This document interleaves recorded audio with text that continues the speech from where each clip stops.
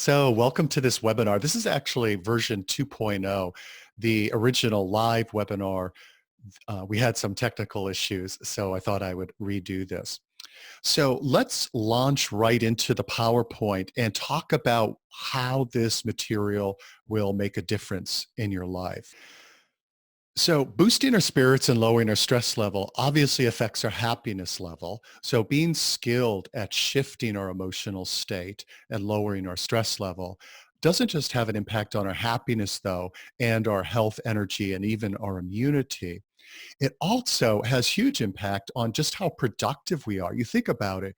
If you're feeling dispirited, if you're feeling fatigued and overwhelmed, you're not as productive as you are if you feel energized and confident and optimistic.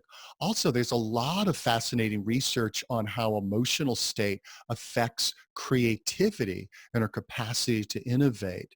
So the quality of your work in terms of its creativity is hugely impacted by your emotional state. And also, we can all relate to our ability to be rational and logical is directly related to our emotional state and our stress level.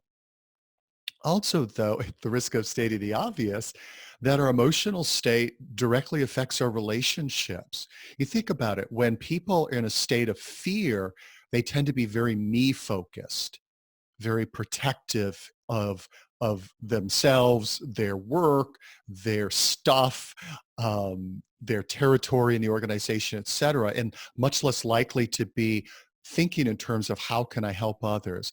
Obviously, the happier we are, the more positive our emotional state, we're much more patient with people, we're much more compassionate, empathetic, we're more likely to give people the benefit of the doubt.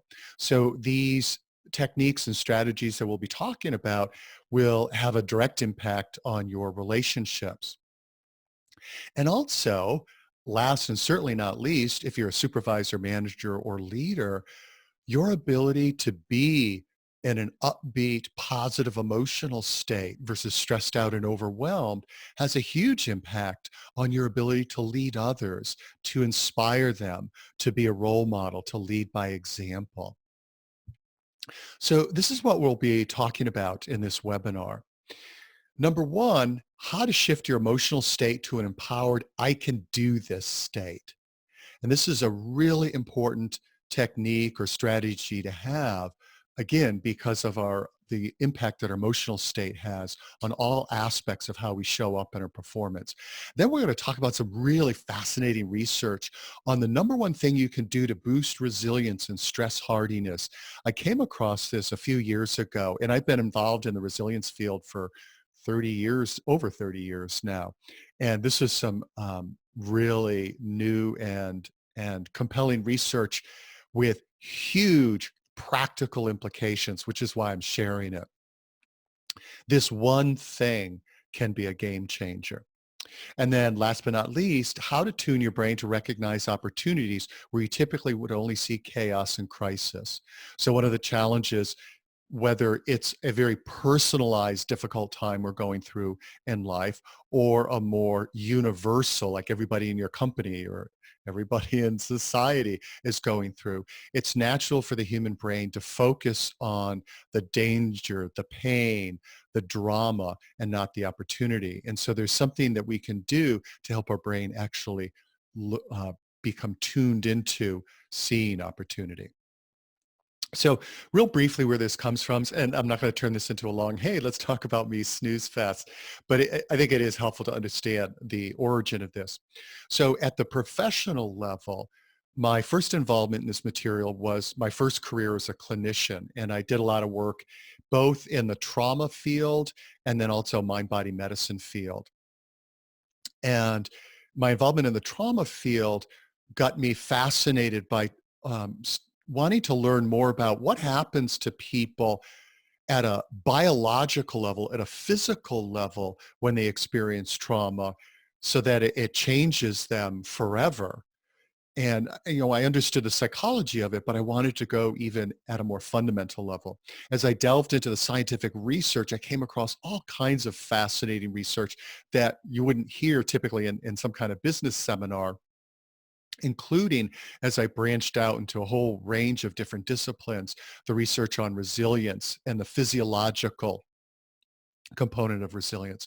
So when I left the trauma world or the clinical world and started working in the training organizational development world, I translated those principles into what organizations can do to create a high performance, low stress, and very resilient culture, and then continued doing the work that I'd done for years on individual resilience.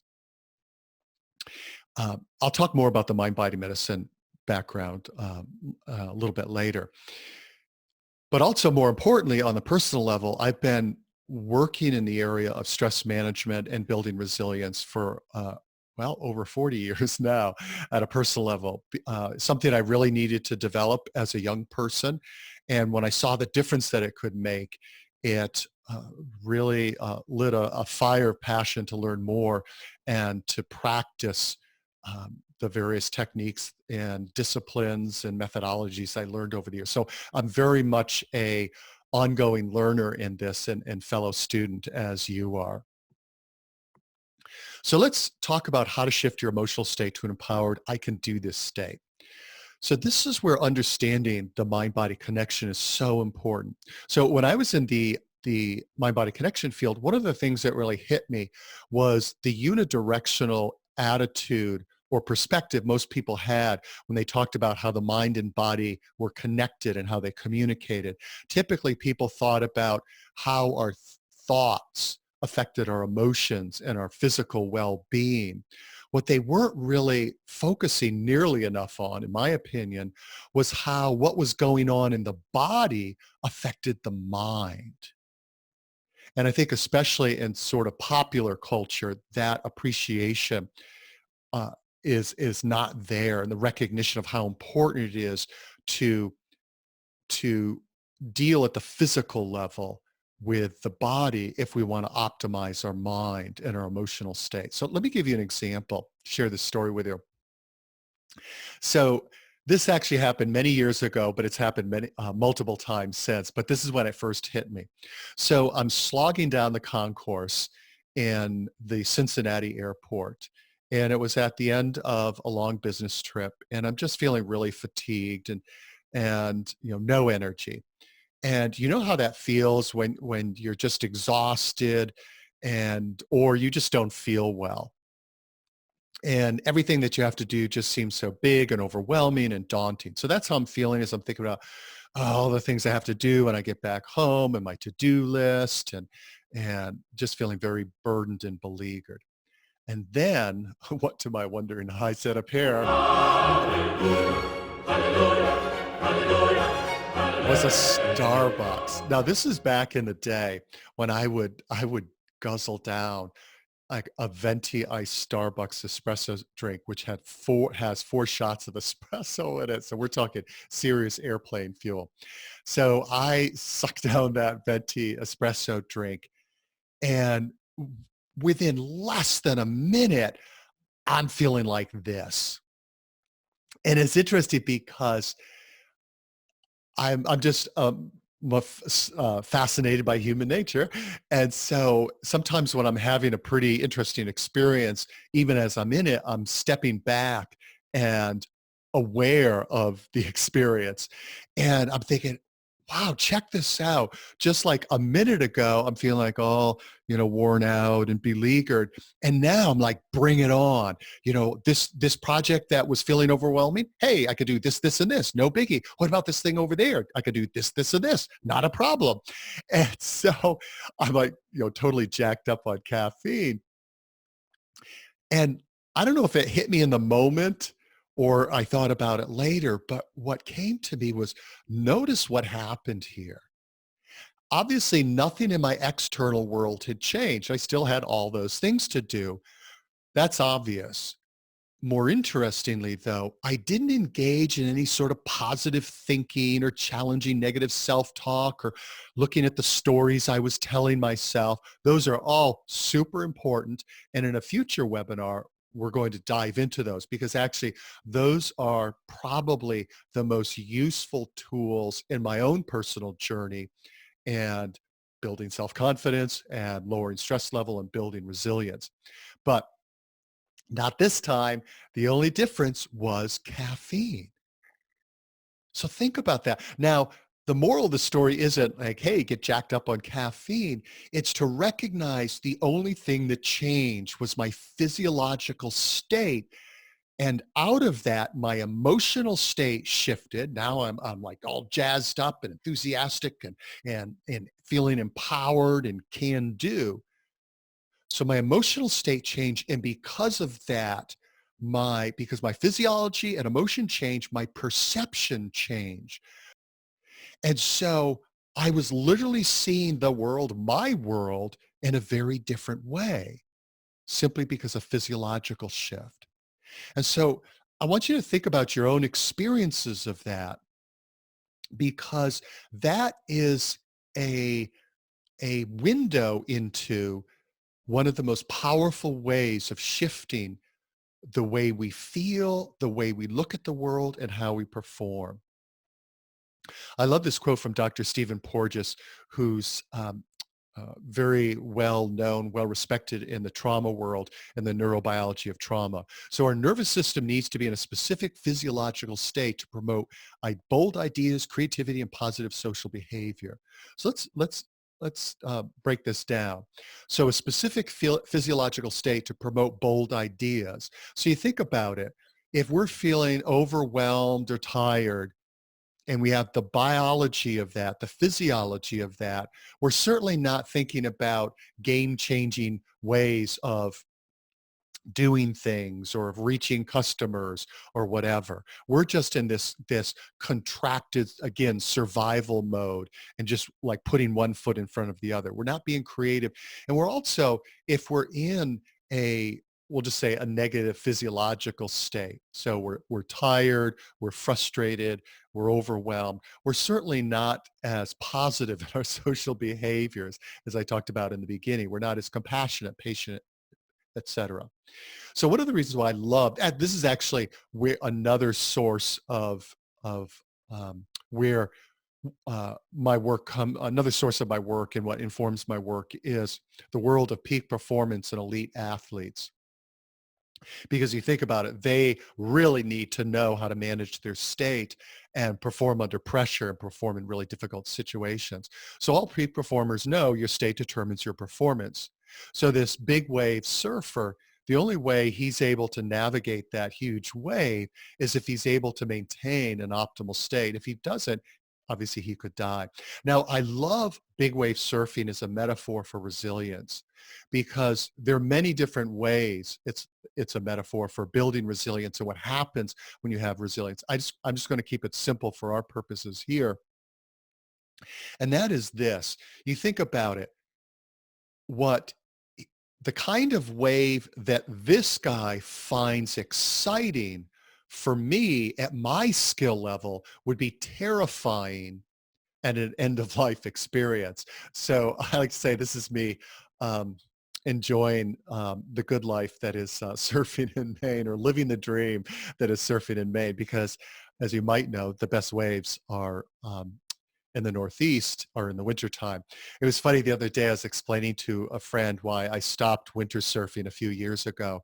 And then in the middle of my explanation, it dawned on me, probably doesn't need a whole lot of explanation. It's pretty self-explanatory why one would no longer want to surf in the winter.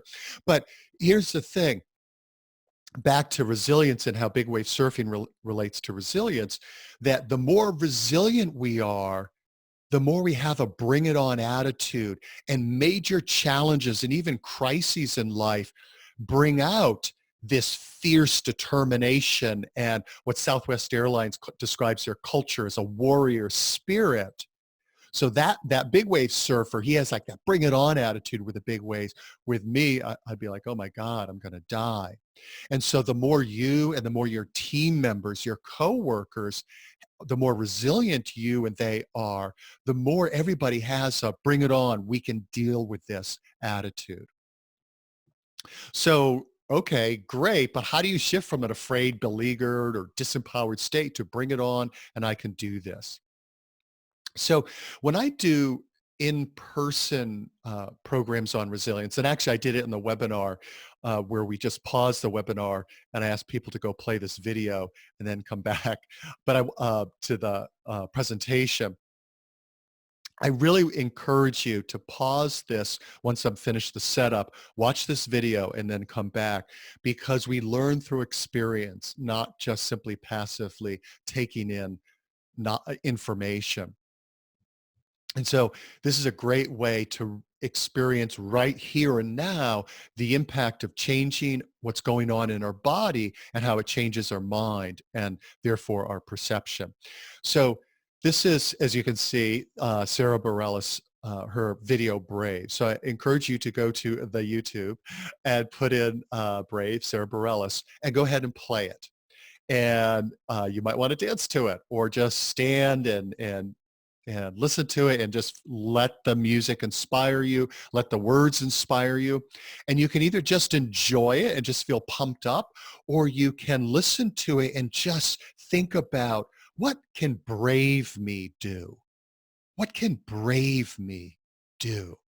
So I encourage you to go ahead and do that. And if you want, something that I do in-person presentations is after the video is I have people just write down for a few minutes on their own some thoughts about what brave them, what they would try, what next steps they would take.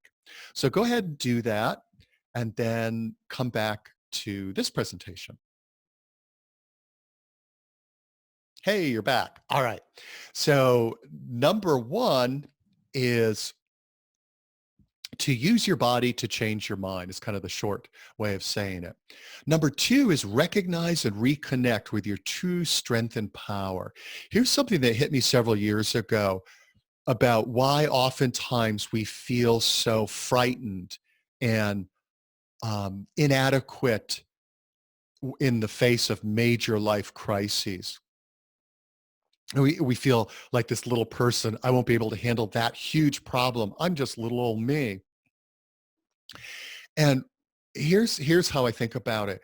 Unless you're like a firefighter or you have some other profession where every day you're having to face fear and demonstrate courage and realize how courageous you really are when the chips are down.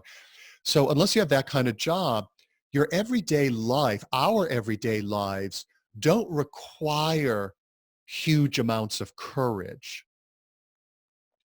And so because of that, when we face a big life challenge and we assess our level of courage, what we're assessing is not our true measure of the courage we have and the courage we've demonstrated throughout our life. Let me give you a quick example. It's like the classic example, if you ever heard about like the little old grandmother lifts up the car to save her grandchild.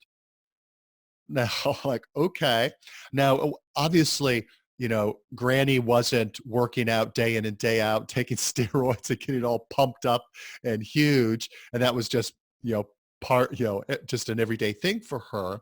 There's probably nothing in her life that would indicate that she could do that. But because of the challenge that the crisis that was taking place, that it drew forth courage she didn't know she had. So that's point number one, is that we don't really realize our courage until it's required. Point number two is this point here, though, which is if we look beyond the last few months or few years and look across our whole life, we're very likely to recognize a bunch of experiences that we've had that we really demonstrated courage. Excuse me. And so we want to tap into that inner superhero of ours. And we can do it this way by thinking about or reflecting on what I call, if I could handle that, I can handle this experiences. And I didn't think I could, but I did experiences. So I'm going to stop sharing the screen for a moment because this slide is not necessary for these next two stories, but I want to give you two examples of these type of stories or experiences. So if I can handle that, I can handle this kind of experience. So one that I've used in my lifetime is the summer of between my freshman and sophomore year when I sold books door to door. And the fact that I did it still blows my mind. So here's the situation. I was living on my own and I was self-supporting. So I was putting myself through college, which meant I was poor. I had no money and I didn't have a car. And so I had to hitchhike to school to get groceries, etc. This is back in the day when people still hitchhiked. And I really wanted a car, but the typical minimum wage jobs I had, I wouldn't be able to afford a car. Well, a coworker, a classmate of mine, fall of my sophomore year, so it's the summer of my sophomore year, um, tells me about this summer job that he had selling books, that he made all this money and it was great and everything. And so I'm thinking, wow, if I made as much money as he did, I could have a car and go to school. How sweet is that? Fortunately, I didn't really think it through. And what I mean by that is you could probably gather selling books door to door is no walk in the park, but it was extremely unlikely for a job choice for me because I was so painfully shy and my self-image was so bad. I wouldn't even smile at a stranger. Let's say I was in the grocery line and you're the checkout person and I wouldn't say like, hi, how you doing? Because if you didn't smile back, you just stared at me, I would feel crushed and rejected. Trust me, selling books door to door, having somebody not smile at you, least of your worries. And so I grew up in rural Connecticut, lived a pretty sheltered life, never been out of New England. And next thing I know, I went down to sales school in Nashville, Tennessee, and then we're sent to Fort Wayne, Indiana. I'd never again been out of New England. And not only am I in a new part of the country, strange city, but also we had promised that we would start selling our books bright and early Monday morning. We rolled into Fort Wayne, Indiana in our Ford Maverick. You might remember that stellar automobile. And we had no place to stay. And the company had been doing this for over 100 years. And so they had the drill down. So they had a couple of contacts for us to ask like, hey, do you know any place where we might be able to stay?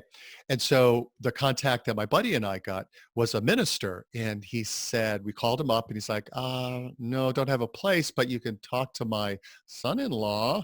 And he seemed a little, I don't know, a little strange about it, but we're like, cool. So we call the son-in-law. He seems a little puzzled by this, but he says you can come on over. So we drive over there, and it turns out, mystery solved, why there was this hesitancy. The place that the son-in-law might be a place for us to stay was a halfway house for the chronically mentally ill. And we were desperate to find a place. We only had like a day and a half, so we're like, okay, cool, we'll sign up.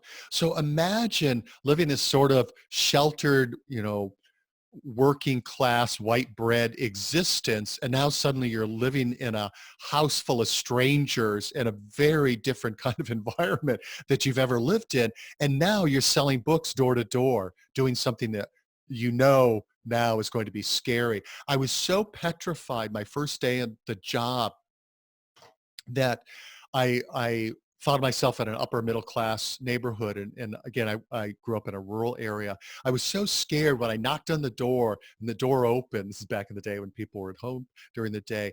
I went mute because we had learned this sales presentation. Imagine this is my book. And I just went like this. I just like pointed, gave it to the person, the lady to read. That's how scared I was. Well, that whole summer, I was outside my comfort zone every single day. And it really shocked me how mean people could be to strangers. And it really taught me how important it is, and this is more for another day, but how important it is to work on self-talk, to change, to learn how to master, or at least get way better on doing productive things with your mind versus stressing yourself out and making yourself scared to death. But I share that story with you for this purpose. I kind of talk more about how it relates to resilience, and I'll do that in a future webinar. But I tell you what, that summer was brutal and an unbelievably awesome learning experience. And actually, in looking back, it really planted the seed for me to get into a career that helped people become their best self. Because again, I was like this really shy, low self-esteem kid. And like, that's not the kind of personality that would be drawn to helping other people and speaking in front of large groups. But um, being so positively affected by some of uh, the giants in those days in the personal development field and seeing what a gift that is, that really planted the seed. So when I am faced with something that's scary for me, I think sometimes of that summer I sold books. I'm like, if I could sell books door to door, I could do this. Oh, and by the way, I did make enough money to buy a car. It was a Datsun 510 station wagon, in case you were around when those were around. So number one, you want to think of experiences in your life that were really difficult at the time and you made it through, and to remind yourself, hey, if I can handle that, I can handle this. Number two is what I think of as the I didn't think I could, but I did story or experience. And I keep saying story because I one of the things I love in life is storytelling, and whether it's using it in presentations, because as you know, people remember stories and not just bullet points of PowerPoint slides. But also storytelling is a really wonderful communication tool for leaders to inspire their people. Anyway, so this, if I can handle that, I can handle this experience, which turns out into stories that you can share. And if I can handle that, I can. I didn't think I could, but I did stories. Those are stories that you can use to inspire other people. So let's say you supervise a team or you're head of an organization. So here's an example of I didn't think I could, but I did story. So about 10 years ago, I reached out to the executive director of a nonprofit and I said, hey, how would you like me and several other speakers to do a benefit for you, a fundraiser benefit? It'd be like an all-day inspirational event. She goes, I love the idea. Um, would you be willing to be the MC? And even though a lot of what I do is speak in front of large groups, I'm an introvert.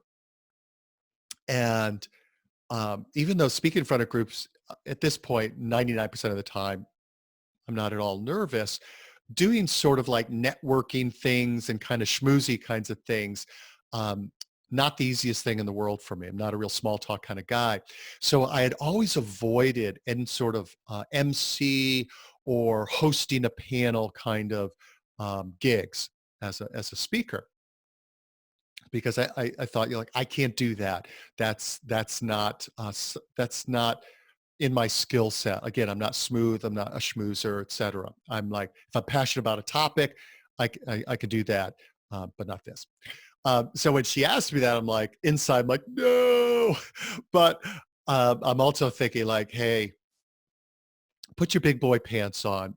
You offered to do this. She's clearly doesn't want to be MC. So I'm like, and I'm thinking like, this is also a good growth opportunity. All right, I'll do it. So I said, oh, sure. So I both speak and I'm the MC. And so it was a wonderful group. It was a wonderful day. I had a wonderful time. At the end of it, a friend of mine, one of my friends who was there, said to me like, so what'd you think? I said, oh, loved it. It was such a great group. Had a great time. She goes, anything that stood out for you? I'm thinking, I'm like, oh, wow.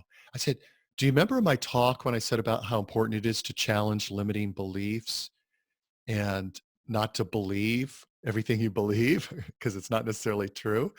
And she's like, yeah, yeah, good point. I gotta remember that one. And I said, it just hit me.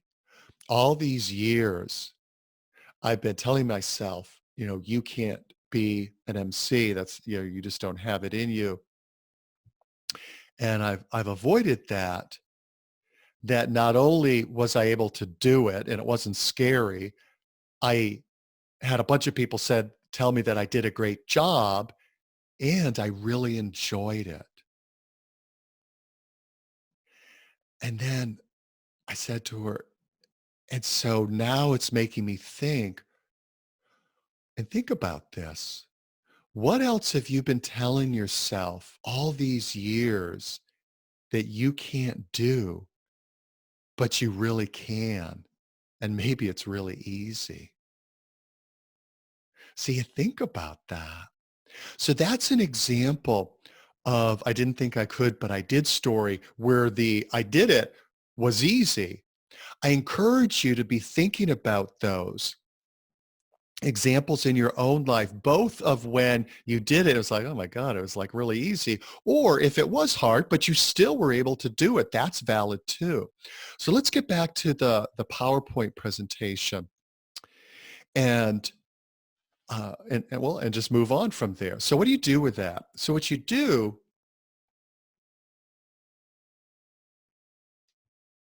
trying to get the oh, okay, it's not working now. Oh, I see. Let's see. Okay, there we go. Is to think about what are some of your, if I could handle that, I can handle this, and I didn't think I could, but I did experiences. And then next steps, catalog them. I would literally write them down, but at the very least, be able to recall them.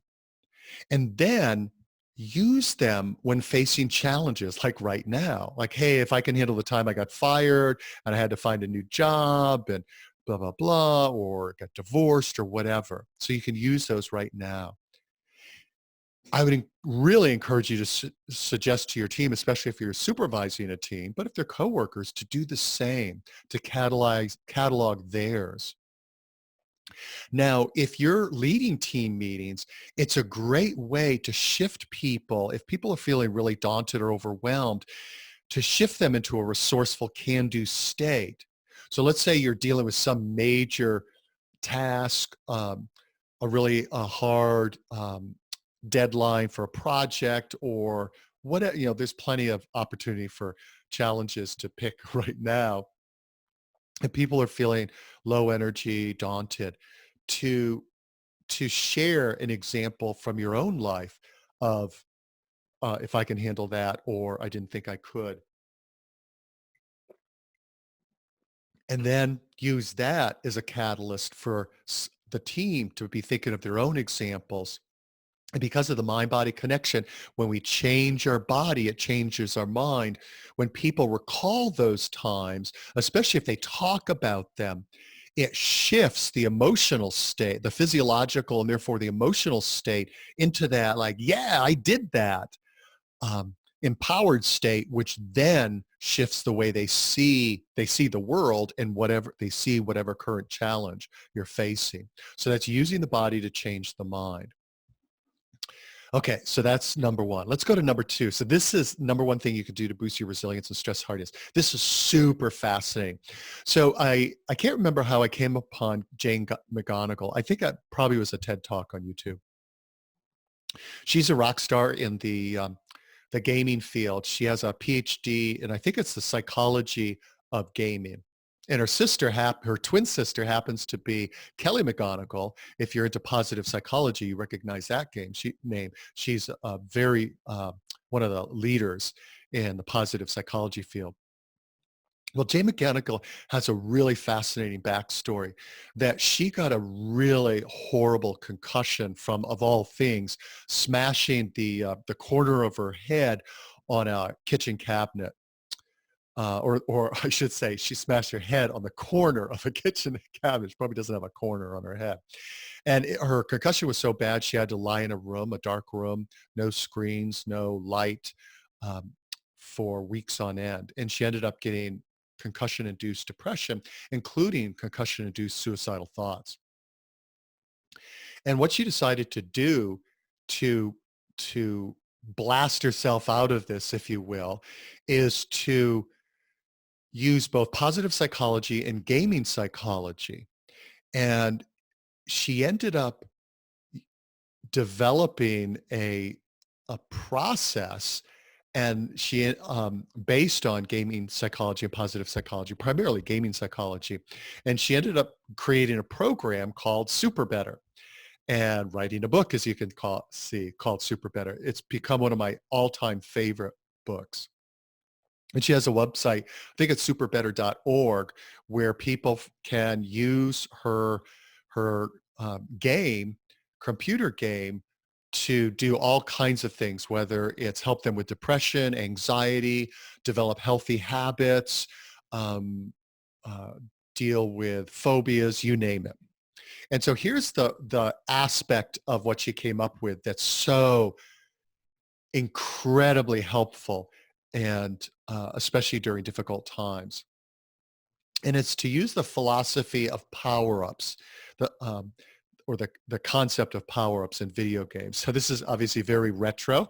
Pac-Man, those pellets, little Pac-Man character eats a bunch of those pellets, becomes bigger, and can chomp down or kill the bigger ghost. Super Mario, the mushrooms, Angry Birds, the seeds. So the whole idea of power-ups is you consume this and you're more powerful.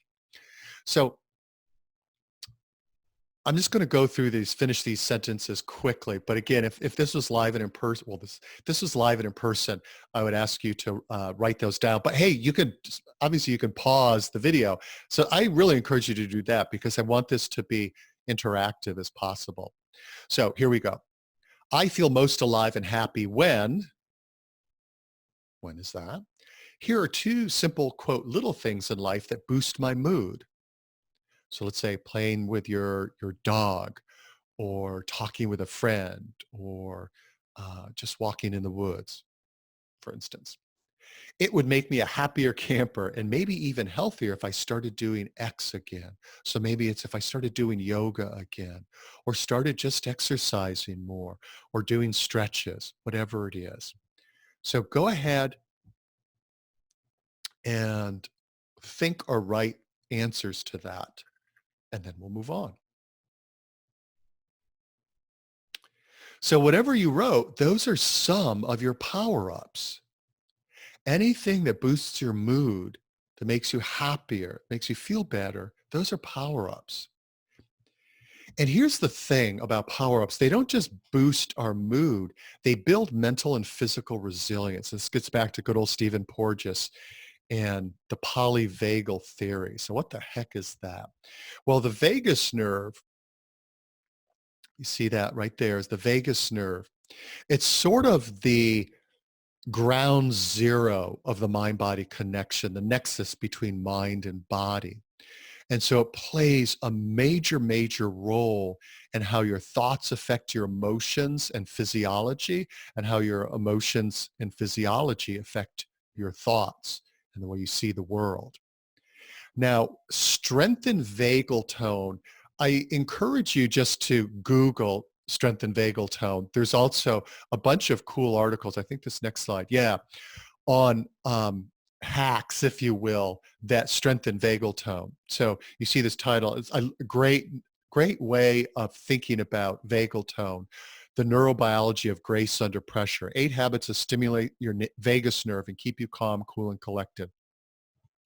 So you can also Google strengthen vagal tone hacks. And there are various articles that are a dozen to over 20 things that boost. One thing that boosts vagal tone is cold showers. Isn't that fun? And also cold showers boosts your dopamine level, which is a feel-good biochemical. There are other things. High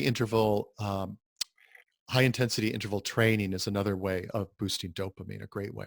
So here's the deal. The stronger your vagus nerve is, or your vagal tone, the more resilient you are. So just think of strength of vagal tone just as how effective your vagus nerve is. And if you want to geek out on it, it's actually really fascinating. Um, you can go ahead and just Google that. Although I'm reaching for a book here. Love, this is backwards. Okay, Love 2.0 by Barbara Fredrickson, who's also big in the psychology field, um, has all sorts of really cool info on the research on vagal tone. And actually, I'm going to quote that in a minute. So strong vagal tone makes you less reactive, whether it's daily hassles or bigger or major life challenges, less affected by difficult people and difficult circumstances. So like, what's not to love about strong vagal tone? But it's, again, it's more than that. The stronger a vagal tone, the healthier we are. And actually, back to the number one factor in resilience. I kind of got off on some other things. I forgot to make sure I tied up that loose end.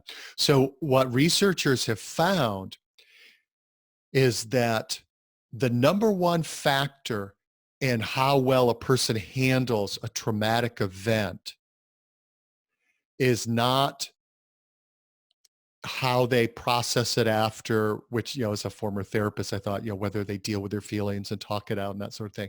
It's not that. It's not their reaction and what they do with their self-talk, et cetera. Again, with all the work that I've done in this field, I thought it would be the coping after. It's what happened before, which is how strong the vagal tone is. That the vagal tone, think of a like a Kevlar vest, and the hassles, the difficulties, the difficult people just bounce off that vest if you have strong vagal tone. So fortunately, there are things that we can do to strengthen our vagal tone. So I just want to point this out because I want to make this clear, because I'm sort of on two different tracks.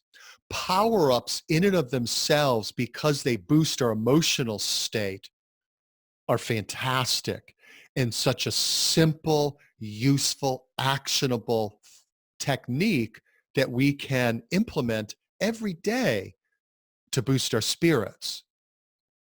But also at a deeper physiological mind-body connection level, power-ups boost our vagal tone. They strengthen our vagal tone. So you strengthen vagal tone and build resilience by, and this is what's really fascinating about the research on vagal tone. What they found was what people who had high vagal tone, they had little microbursts of positive emotions throughout the day.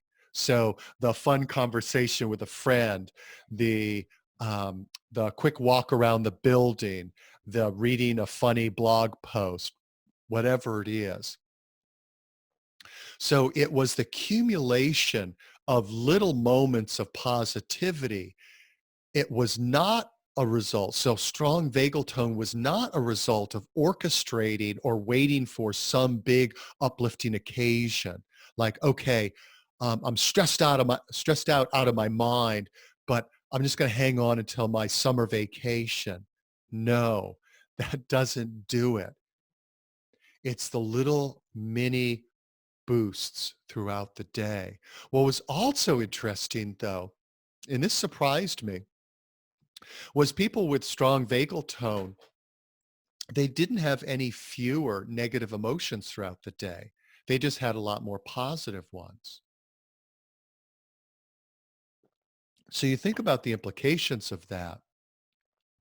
So you're not out of luck if you're feeling despairing or overwhelmed or disconsolate or whatever negative emotional states throughout the day, like, oh man, my vagal tone's going down the drain. No, it's just you want to very intentionally be doing things that boost your vagal tone, i.e.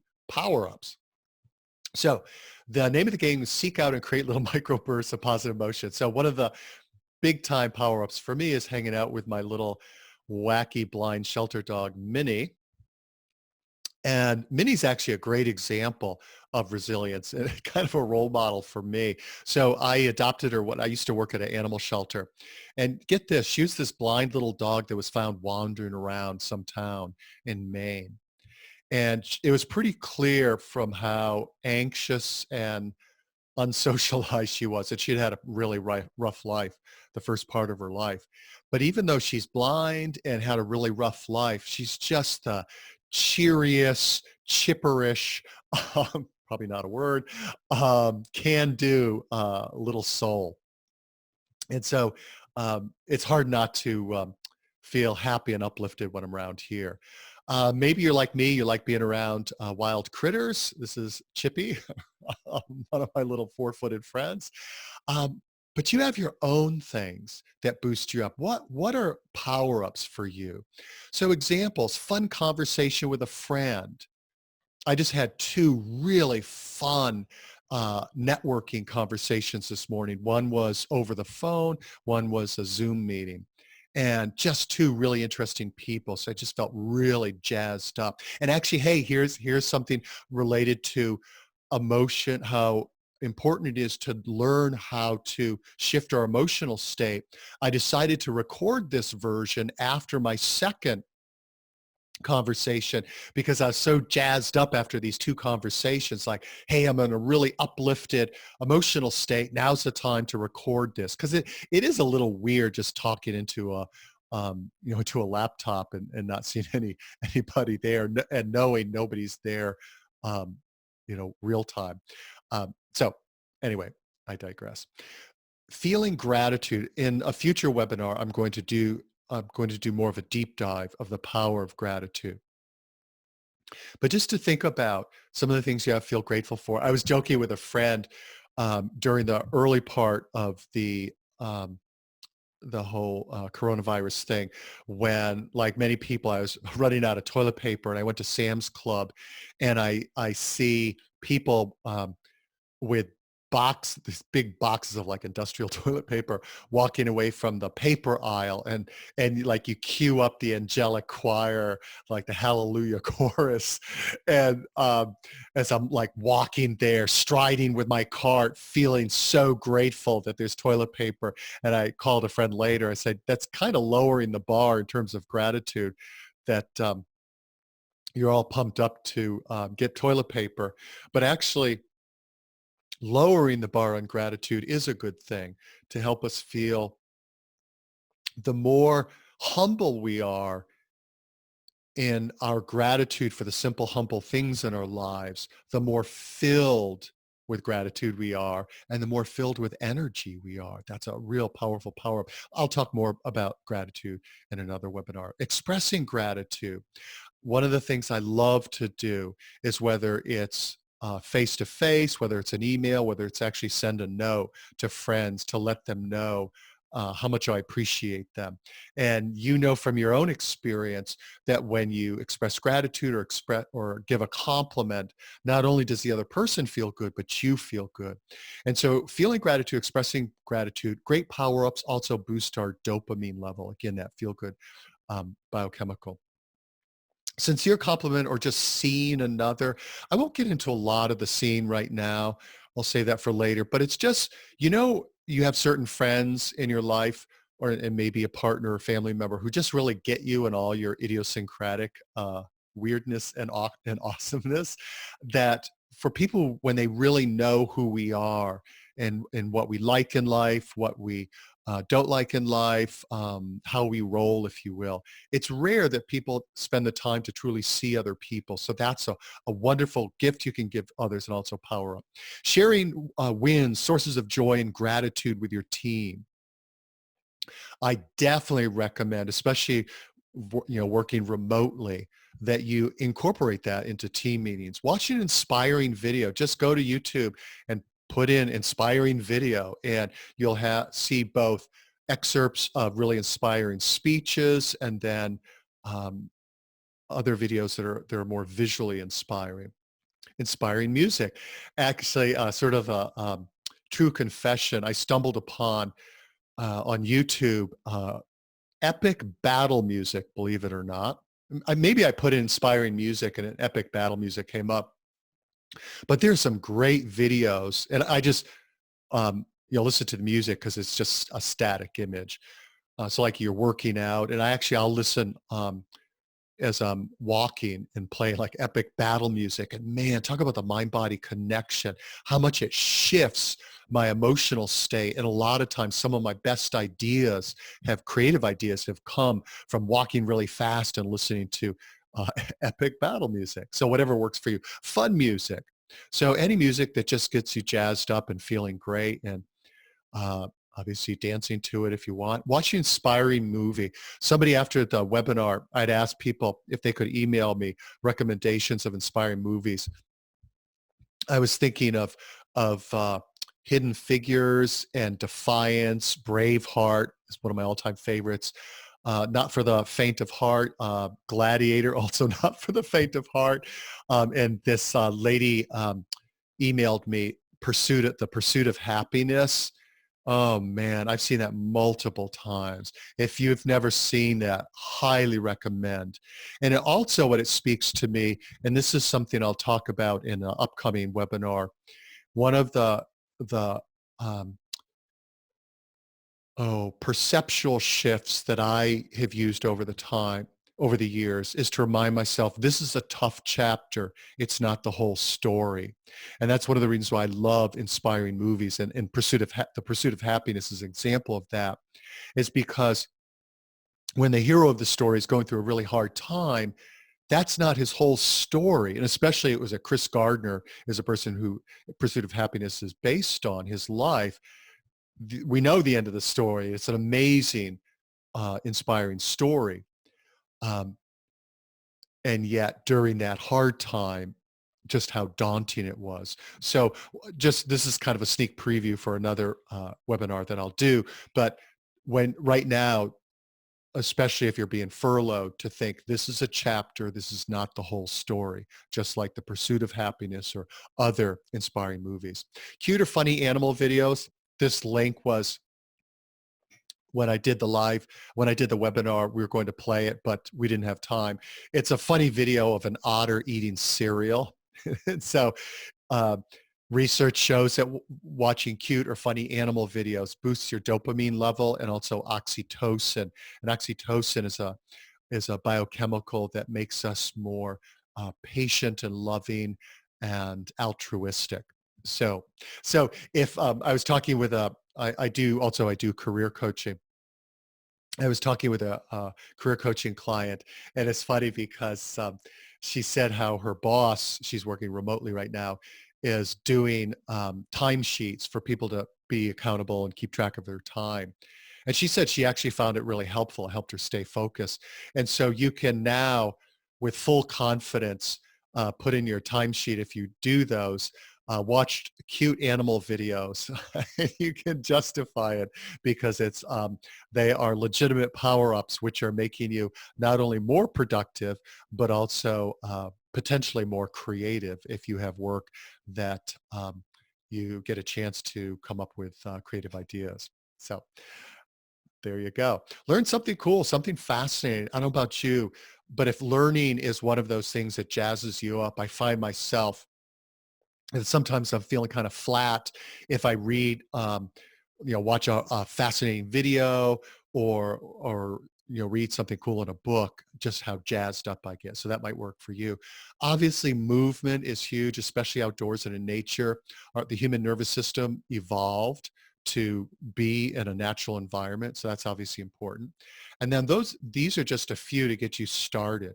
So I really encourage you to be thinking about what other things uh, boost my spirits and boost my energy level. And pay attention to it. When you're going throughout the day, notice what you engage in that uplift you, and think about, okay, how, let's do more of this so I have more power-ups and I'm strengthening my vagal tone. So to summarize, real world power-ups boost our mood are the number one key to being resilient, aka stress resistant. So next steps, identify the power-ups that work for you. Ask others about theirs and try them out. So you might have a friend that's like, oh, I really find such and such is a real power-up. Like, oh, okay, I'll try that. Implement throughout the day. And if you're if you're just not just, but a fellow team member, share the idea. And you can, you can share this video with your team members. But if you're supervisor, coach your team to be doing that, to be mindful and intentional so they can be boosting their spirits throughout the day. So that's the number one thing. And last but not least, how to tune your brain to recognize opportunities where you typically would only see chaos and crisis. So you think about it, when we're frightened, it's like some big crisis is happening where we're feeling really scared about what's going on. You know, uh, the fight or flight response, you know, well, part of the fight or flight response is to get hyper focused on any potential threat.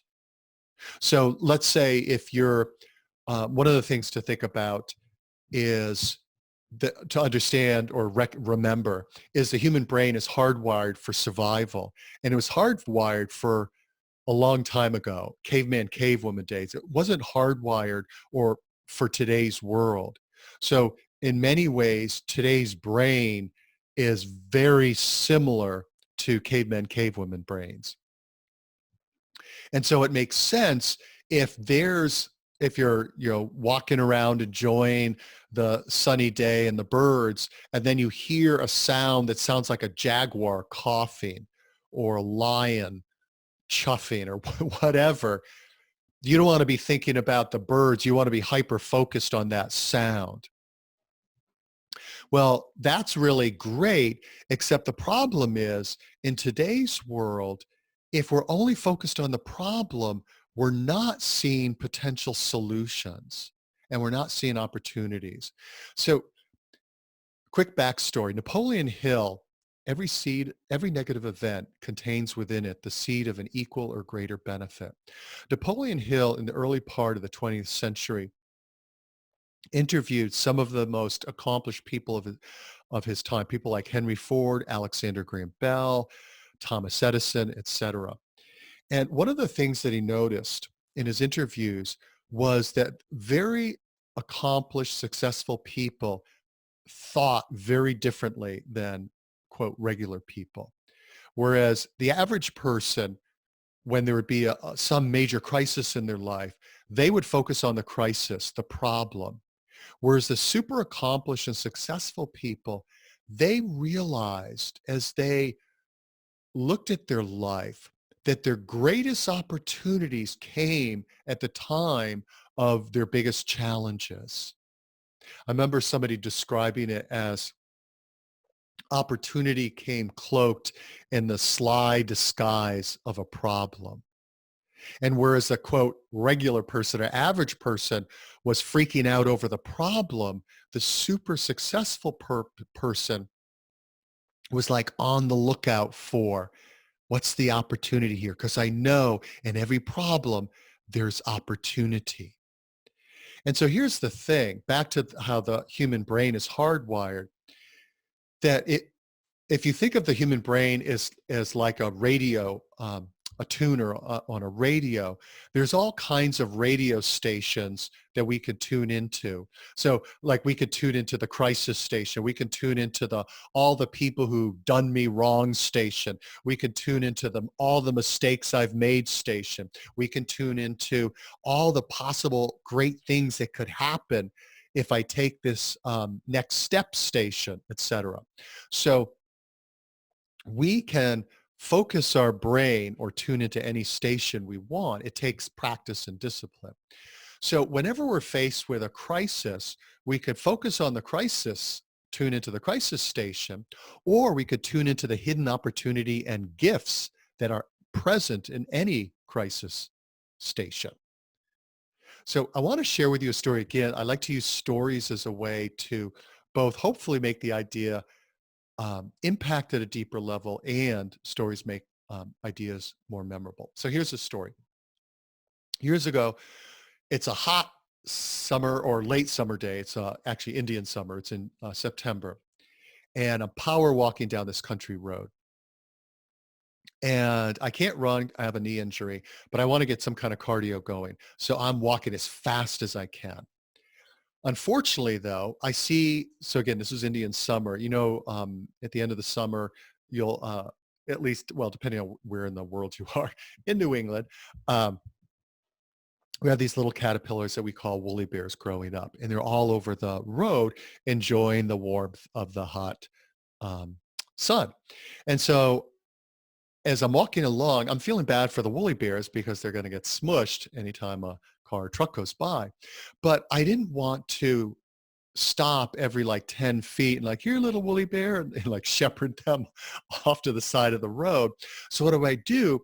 is I take off my tank top, and then I'm like whoosh, whoosh, whoosh, whoosh, whoosh, whoosh as I'm walking down the road, except imagine this hand is like down on the road, and I'm like a big woolly bear windshield wiper whooshing them off the road. So that way I still get my exercise, but also I'm saving the little woolly bears.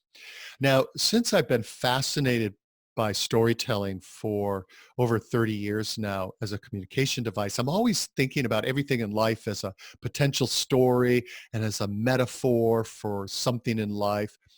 And so as this is happening, I'm thinking, this is interesting. There's a lesson here. And because here's what I mean by this is interesting. I'm thinking, it's interesting. I'm saving the Willie Bears' lives. So from my perspective, I'm doing a good thing. But think about it from the Woolly Bear's perspective. Like one minute you're lying on the road, life is good, you're catching some rays, you're all warm and cozy. And then the next minute you're like, what the? You're getting punted off into the weeds. And I thought, isn't this interesting? This is really like human life, a human experience.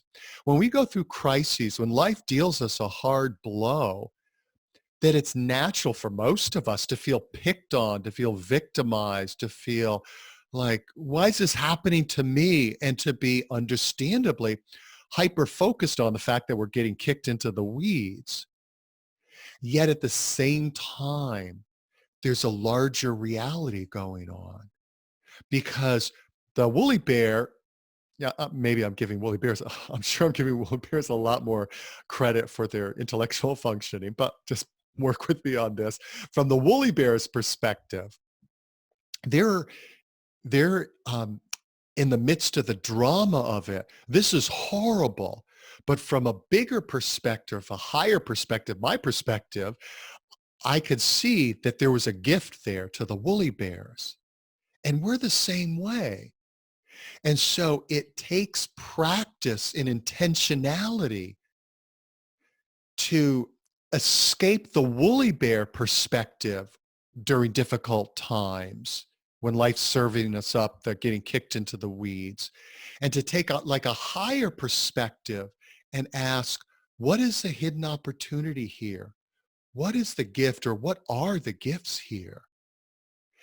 Now, I don't want this to simply be kind of like an inspirational story that's kind of fun and maybe cool.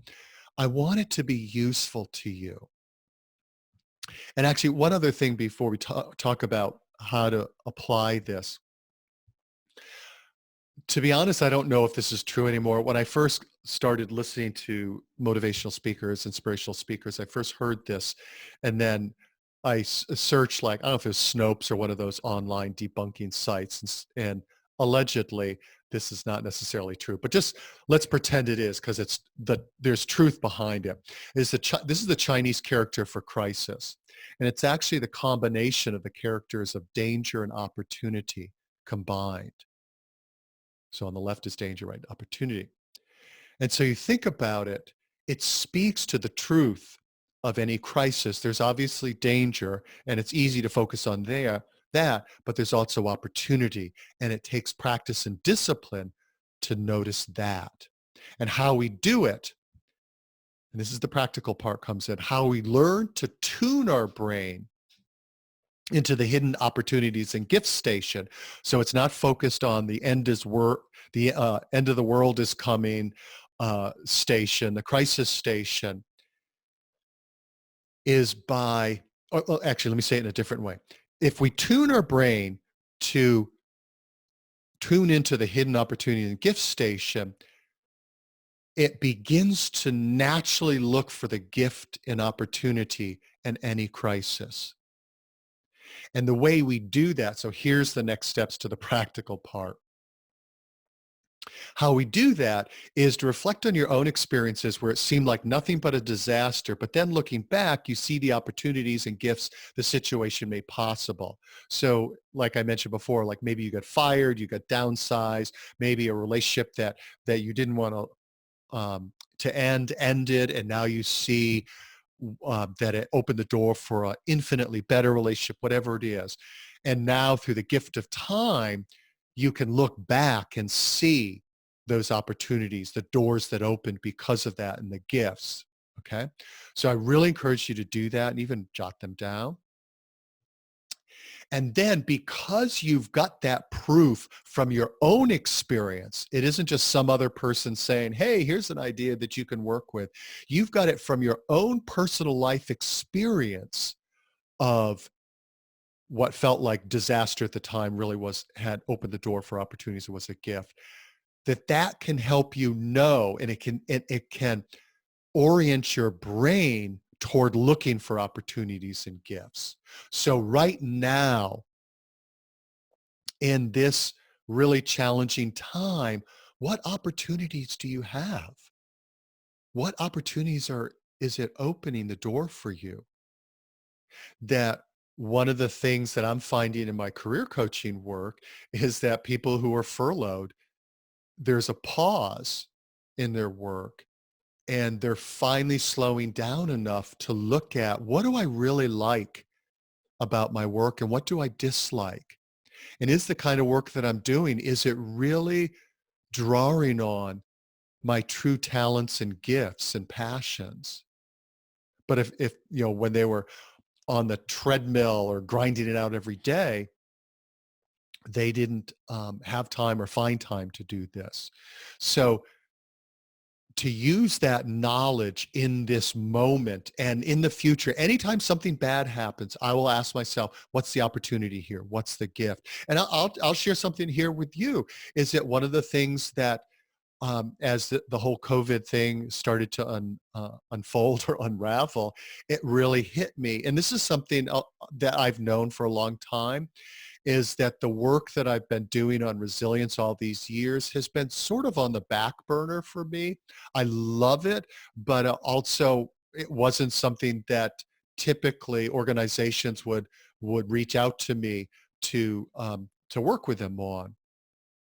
And I just love this topic because I know the difference that it's made in my life and the difference it makes in anybody's life and the difference it can make organizationally. And so one of the ways that I've focused on, okay, how can I make this very difficult time an opportunity, is to get serious about putting out more of my work on resilience. So I share that because I just want to let you know, I really try to walk the talk. I don't just try to share these things and hope somebody else will do it, but I'm not. And so you're welcome to share the webinar, as I mentioned, with your team, and then y- maybe share these stories with them. You don't have to share the webinar for them to hear the stories. You can do your own version of the stories, but to give them an example of of opportunities in situations that are challenging. And so you can use this with your team to say, okay, what are the opportunities that we have here that we haven't been seeing? What are the gifts here? And let's say you're coaching somebody on your team. So I'm saying, let's say you're a supervisor and they're feeling really stuck and they can't see any way out of the situation, and it seems all doom and gloom. Remember the mind-body connection. Because they're feeling all beleaguered and overwhelmed and helpless, they can't see possibility. Their perception is affected. By asking them to think about times that now looking back, they see there were um, the gifts and opportunities in them, that helps them shift their emotional state. And it also breaks free of the limiting beliefs of there's nothing good about this. There's no opportunities. Don't be talking about that stuff right now. And it's like, okay, that is true. That is what happens. What might be present here? And so it helps a person get into more that curiosity mode versus overwhelmed and despondent and dispirited mode. So that's number 3, how to tune your brain. So wrapping up here, we talked about how to shift your emotional state to an empowered, I can do this state through, if I can handle that, I can handle this experiences. I didn't think I could, but I did experiences, whether it turned out it was easy, like my MC in the event, or maybe it was really hard, but you did it. And it just shows how strong you are. Use these sharing these stories with your team and in coaching sessions. And also remember, power-ups also shift our emotional state. And then we talked about power-ups, which are the number one thing you can do to boost resilience and stress hardiness. So identifying the ones that work for you, be intentional about using them throughout the day, and especially if your energy or mood is low, and recognize that engaging in power up. So it's a funny movie, an inspiring movie, getting up and dancing, whatever it is, it's not an indulgence. It's a necessity. It's smart. It's using what we know about the mind body connection to be a peak performer, or what Tony Schwartz calls, and Dr. James Lair, a corporate athlete. You don't have to say corporate. I think of it as a knowledge worker athlete. So it's using principles that elite athletes use to perform at their best. So you perform at your best when you're feeling at your best. Power-ups help you do that. And then what we just covered, number 3, how to tune your brain to recognize opportunities. So reflect, catalog, and gather personal proof that, yes, from my own experience, I see that in really difficult times, doors were open because of that difficult time, and there were gifts there, so that you have your own proof so you can use it right now and in the future, and then to teach others to do it the same. So final steps here, I'll be doing, well, you might, part 2 in 2 weeks was from when I did it live, but just know it's part 2 is coming up soon, depending on when you watch this. And I'm going to actually do a series. I haven't totally mapped it out yet. And if you have any questions for me about any of this material, or any feedback about either things that work for you, what you liked about the webinar, what could make it more useful, etc., my email is just david@humannatureatwork.com. I've got a bunch of articles on resilience, more organizational resilience, at humannatureatwork.com. So that is all for now. And I really hope you found this helpful, and hope to see you in the future. Take care. Bye.